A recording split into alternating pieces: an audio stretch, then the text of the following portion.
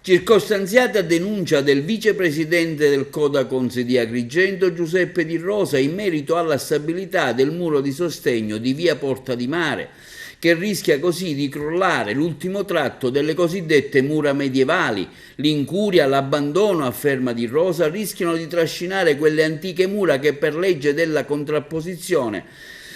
rischiano di mettere a repentaglio proprio quella linea ferrata che per molti decenni prima è stata la causa della loro demolizione. Nelle immagini girate dal Codacons di Agrigento sono ben visibili come la Porta di Mare, lungo la linea occidentale delle mura attraverso la quale ci si immetteva sulla lunga trazzera che conduceva al molo. Evidenti sono lo stato assoluto di abbandono della porta, il crollo di un tratto del muretto che chiudeva il terrazzamento sul lato sud e il pericolo incombente sui binari ferroviari che corrono in basso.